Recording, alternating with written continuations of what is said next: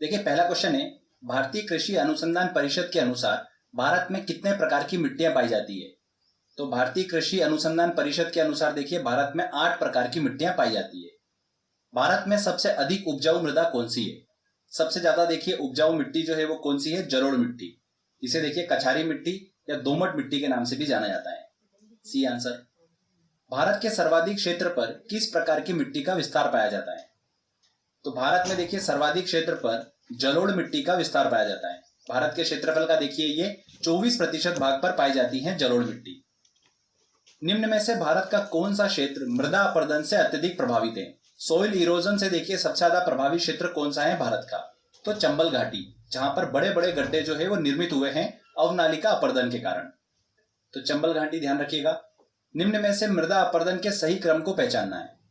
तो हमने डिस्कस करा था, देखिए सबसे पहले होता है आसफाल अपरदन, उसके बाद आता है परत अपरदन जिसे शीट इरोजन भी कहते हैं, उसके बाद आता है देखिए रील अपरदन और उसके बाद आता है फ्रेंड्स अवनालिका अपरदन। तो यहाँ पर ए आंसर जो होगा बिल्कुल सही होगा। वर्षा की बूंद से मिट्टी के कणों का अलग होना आसफाल अपरदन कहलाता है। मिट्टी की ऊपर की परत का जल के साथ बह जाना शीट इरोजन मतलब परत अपरदन कहलाता है। मिट्टी में जब छोटी छोटी और कम गहरी नालियां बनने लगती हैं तो वो क्या होता है, रील अपरदन होता है। जब रील अपरदन की नालियां बड़ी और विस्तृत हो जाती है और बड़े बड़े गड्ढों का निर्माण होता है तब उसे क्या कहते हैं, अवनालिका अपरदन कहते हैं। ये हमने डिस्कस करा था। नेक्स्ट देखिए लेटराइट मिट्टी मिलती है। लेटराइट मिट्टी देखिए फ्रेंड्स हमने बात करी थी अत्यधिक वर्षा वाले स्थान पे मिलती है और सबसे ज्यादा देखिए किस राज्य में पाई जाती है, केरल में, और वहां पर देखिए पड़ता है मालाबार तट। तो ए आंसर बिल्कुल सही होगा। इनमें से किस मिट्टी को रेगुर मिट्टी के नाम से जाना जाता है। तो देखिए रेगुर मिट्टी के नाम से किसे जाना जाता है, काली मिट्टी को ही रेगुर मिट्टी के नाम से जाना जाता है। काली मिट्टी को लावा मिट्टी भी कहा जाता है। भारत में निम्न में से कौन सी मिट्टी का निर्माण बेसाल्ट लावे के अपक्षय के कारण हुआ है, मतलब बेसाल्ट लावे की जो चट्टाने हैं उसके टूट फूट के कारण हुआ है। तो देखिए काली मिट्टी का निर्माण जो है वो बेसाल्ट लावे के अपक्षय से हुआ है, मतलब उनके टूट फूट से हुआ है, और काली मिट्टी को ही रेगुर मिट्टी बोलते हैं। तो यहाँ पर डी आंसर जो होगा सही होगा। क्षेत्रफल के आधार पर भारत की मिट्टियों का सही अवरोही क्रम मतलब डिसेंडिंग ऑर्डर जो है वो क्या होगा। तो देखिए सबसे ज्यादा क्षेत्रफल पर पाई जाती है जलोढ़ मिट्टी, उसके बाद आती है सेकंड नंबर पे लाल और पीली मिट्टी, तीसरे नंबर पर आती है देखिए काली मिट्टी और चौथे नंबर पर आती है लेटराइट मिट्टी। मतलब बी आंसर जो होगा वो बिल्कुल सही होगा।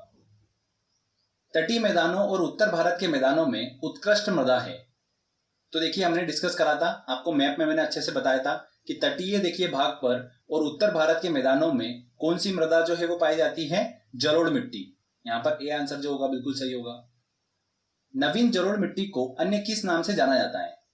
तो नई जलोढ़ मिट्टी को देखिए किस नाम से जाना जाता है, खादर के नाम से जाना जाता है, और पुरानी जलोढ़ मिट्टी को देखिए किस नाम से जाना जाता है, बांगर के नाम से जाना जाता है। तो यहाँ पर नवीन जलोढ़ मिट्टी की बात हुई है तो ए आंसर खादर बिल्कुल सही होगा।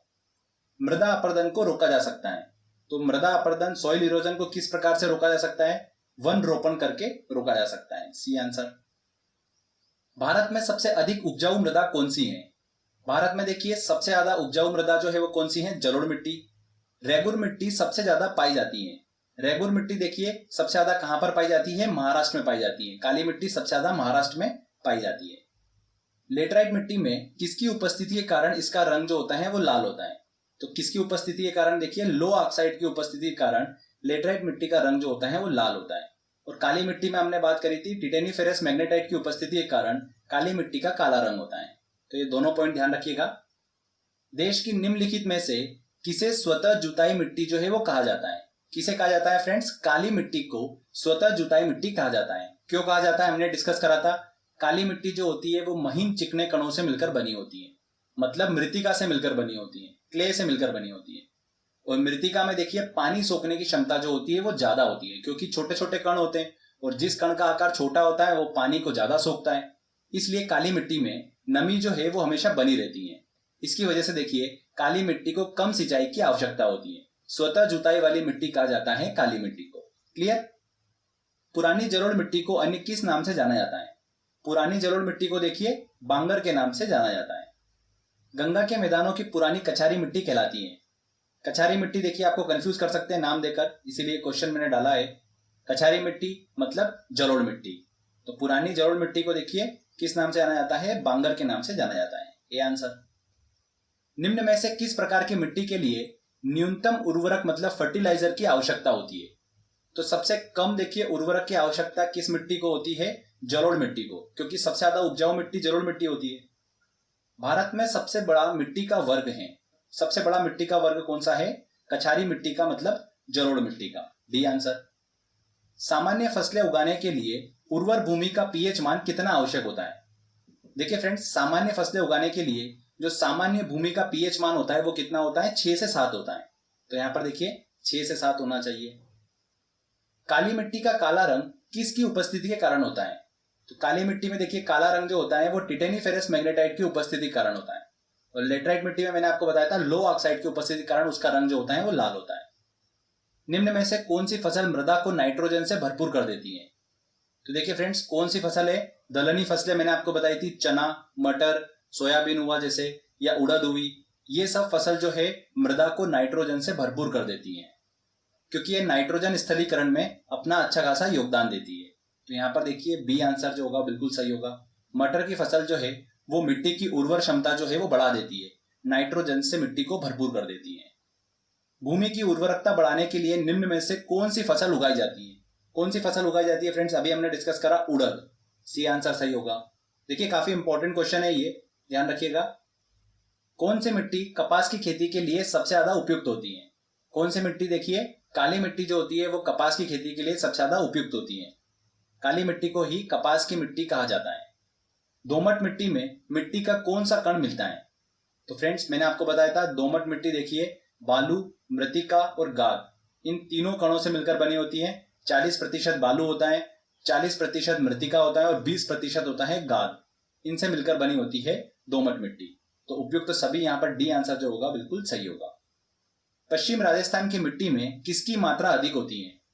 तो फ्रेंड्स पश्चिम राजस्थान की मिट्टी मैंने आपको बताया था वहां पर शुष्क मृदा जो है वो पाई जाती है, जिसकी प्रवृत्ति क्या होती है? उसमें देखिए नमक की मात्रा अधिक होती है, मतलब मिट्टी जो होगी वो लवणीय मिट्टी होती है। और मिट्टी जितनी लवणीय होगी उसमें कैल्शियम की मात्रा उतनी ज्यादा होती है। तो यहाँ पर देखिए किसकी मात्रा अधिक होती है? कैल्शियम की मात्रा जो होती है वो अधिक होती है। लावा मिट्टी पाई जाती है। लावा मिट्टी जो है वो कहां पर पाई जाती है? देखिए फ्रेंड्स, लावा मिट्टी को काली मिट्टी भी कहते हैं। तो ये मालवा पठार में देखिए पाई जाती है। C answer. इनमें से किस मृदा को सिंचाई की कम आवश्यकता होती है क्योंकि यह नमी रोक कर रखती है? तो किस मृदा को? देखिए फ्रेंड्स काली मिट्टी को। काली मिट्टी को देखिए सिंचाई की कम आवश्यकता के कारण स्वतः जुताई वाली मिट्टी भी कहा जाता है। B answer. भारत के समस्त स्थल भाग का कितना प्रतिशत जलोढ़ मिट्टी से ढका है? तो कितने प्रतिशत भाग पर देखिए जलोढ़ मिट्टी है? 24% भाग पर। जलोढ़ मिट्टी में जब बालू के कणों और चीका की मात्रा लगभग बराबर होती है तो उसे क्या नाम दिया जाता है? दोमट मिट्टी का देखिए स्ट्रक्चर मैंने आपको बताया था, जिसके अंदर 40% होती है बालू, 40% होते हैं चिकने कण, जिसे हम मृतिका भी बोलते हैं। तो इसे देखिए क्या कहा जाता है? दोमट मिट्टी। D answer.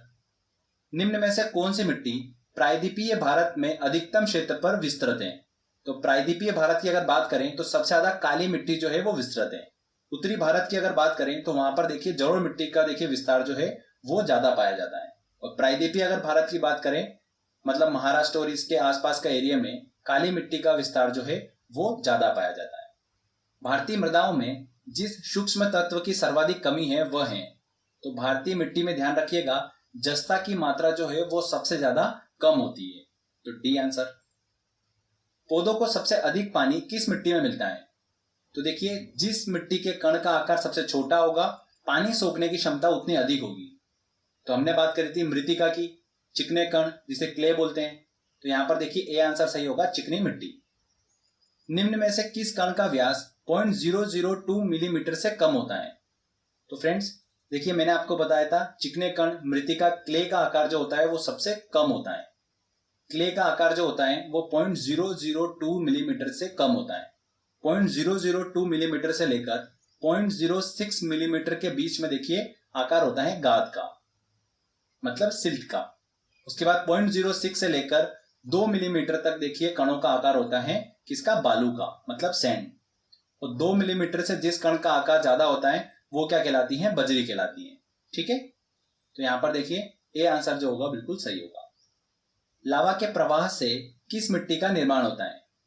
तो लावा मिट्टी कहा जाता है काली मिट्टी को।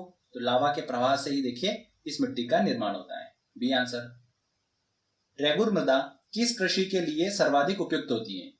तो रेगुर मिट्टी जो होती है देखिए वो कपास की खेती के लिए सर्वाधिक उपयुक्त होती है। काली मिट्टी जो होती है वो कपास की खेती के लिए सर्वाधिक उपयुक्त होती है। स्टडी ऑफ सॉइल कहलाता है। मिट्टी के अध्ययन को क्या कहा जाता है? पेडोलॉजी कहा जाता है। ध्यान रखिएगा। निम्नलिखित में से कौन सी मिट्टी चाय बागानों के लिए उपयुक्त होती है? तो देखिए फ्रेंड्स, चाय बागानों के लिए अम्लीय मिट्टी जो होती है वो सबसे ज्यादा उपयुक्त होती है। अम्लीय मिट्टी मतलब एसिडिक सॉइल, जो कि देखिए कहां पर पाई जाती है? अधिक वर्षा वाले स्थानों पर पाई जाती है। इसकी खेती के लिए देखिए अच्छे जल निकास की आवश्यकता होती है, इसीलिए पर्वतों की ढलान पर चाय की खेती जो है वो की जाती है। ध्यान रखिएगा, अम्लीय मिट्टी जो होती है वो सबसे ज्यादा उपयुक्त होती है। भारत में लवणीय मृदा का सर्वाधिक क्षेत्रफल है। कहां पर देखिए? गुजरात में है, सी आंसर। भारत में सर्वाधिक क्षारीय क्षेत्र पाया जाता है। सबसे ज्यादा देखिए क्षारीय क्षेत्र भारत में कहां पर पाया जाता है? उत्तर प्रदेश में पाया जाता है, यूपी में। भारत में लाल मिट्टी का सर्वाधिक विस्तार पाया जाता है। लाल मिट्टी का देखिए फ्रेंड्स सर्वाधिक विस्तार जो है वो आंध्र प्रदेश और तमिलनाडु में पाया जाता है। तमिलनाडु के देखिए 2/3 भाग पर लाल मिट्टी ही पाई जाती है। वेरी वेरी इंपॉर्टेंट है ये, तो यहाँ पर सी आंसर सही होगा, आंध्र प्रदेश और तमिलनाडु में। तमिलनाडु के 2/3 क्षेत्र पर किस मिट्टी का विस्तार पाया जाता है? तो लाल मिट्टी का विस्तार जो है वो पाया जाता है। किस मिट्टी में लोहे और एल्यूमिनियम की ग्रंथियां पाई जाती है? किस मिट्टी में पाई जाती है? लेटराइट मिट्टी में देखिए लोहे और एल्यूमिनियम की ग्रंथियां पाई जाती हैं। लेटराइट मिट्टी जो है ये देखिए उच्च तापमान और अत्यधिक वर्षा वाले क्षेत्रों में विकसित होती है। सबसे ज्यादा कहां पर पाई जाती है लेटराइट मिट्टी? केरल में पाई जाती है। मिट्टी में खारापन और क्षारीयपन का समाधान है। मिट्टी में देखिए क्षारीयता अगर कम करना है तो उसके लिए क्या यूज किया जाता है? जिप्सम का उपयोग किया जाता है। तो खेतों में जिप्सम का उपयोग किया जाता है। तेजाबी मिट्टी मतलब यहां पर देखिए अम्लीय मिट्टी की बात हो रही है, को कृषि योग्य बनाने के लिए निम्न में से किसका उपयोग जो है वो किया जाता है? किसका उपयोग किया जाता है? चूने का उपयोग किया जाता है। क्षारीय मिट्टी को कृषि योग्य बनाने के लिए जिप्सम का उपयोग किया जाता है और अम्लीय मिट्टी को कृषि योग्य बनाने के लिए चूने का उपयोग किया जाता है। निम्नलिखित में से कौन सी मिट्टी सूख जाने पर ईंट की तरह कठोर और गीली होने पर दही की तरह लिपलिपी हो जाती है? तो सूख जाने पर ईंट की तरह कठोर हो जाती है लेटराइट मिट्टी। देखिए नेक्स्ट है, निम्नलिखित में से कौन सा कथन असत्य है? पहला देखिए है लेटराइट मिट्टी सामान्यतः अधिक वर्षा वाले क्षेत्रों में पाई जाती है, बिल्कुल सही। यह एक क्षारीय मिट्टी है, ये देखिए कथन गलत है। अधिक वर्षा वाले क्षेत्रों में पाई जा रही है मतलब अम्लीय मिट्टी है। और यहाँ पर देखिए क्षारीयता की बात करिए तो बी वाला कथन जो होगा वो असत्य होगा। भारतीय कृषि एवं अनुसंधान परिषद के अनुसार भारत की लगभग कितनी प्रतिशत भूमि मृदा अपरदन मतलब सॉइल इरोजन की समस्या से प्रभावित है? तो ये देखिए आंकड़ा ध्यान रखिएगा, 60% की जो भूमि है वो मृदा अपरदन की समस्या से प्रभावित है, सॉइल इरोजन की समस्या से प्रभावित है। धान की खेती के लिए सर्वाधिक आदर्श मृदा कौन सी है? चावल की खेती के लिए सर्वाधिक देखिए आदर्श मृदा कौन सी है? जलोढ़ मिट्टी, सी आंसर। निम्नलिखित में से किस राज्य में लेटराइट मिट्टी पाई जाती है? तो देखिए लेटराइट मिट्टी का विस्तार जो है सर्वाधिक केरल राज्य में है, मतलब मालाबार तटीय प्रदेश में यह मिट्टी पाई जाती है। निक्षालन और ऑक्सीकरण द्वारा निर्मित मृदा कौन सी होती है? तो निक्षालन के द्वारा मैंने फ्रेंड्स आपको बताया था कि लेटराइट मिट्टी का निर्माण होता है और लेटराइट मिट्टी को ही देखिए मखरला मिट्टी भी कहा जाता है। तो यहाँ पर सी आंसर जो होगा वो बिल्कुल सही होगा। निम्नांकित अपरदन के प्रकारों में से किसके कारण चंबल के खड्ड बने हैं? तो देखिए फ्रेंड्स, चंबल घाटी में जो बड़े बड़े गड्ढों का निर्माण हुआ है वो अवनालिका अपरदन के कारण हुआ है। डी आंसर, हमने इसको अच्छे से डिस्कस करा है पूरा। विश्व मृदा दिवस मनाया जाता है। विश्व मृदा दिवस कब मनाया जाता है? हर साल 5 दिसंबर को वर्ल्ड सॉइल डे जो है वो मनाया जाता है। तो फ्रेंड्स देखिए यहाँ पर हमारे ये सारे इंपॉर्टेंट क्वेश्चंस कवर होते हैं।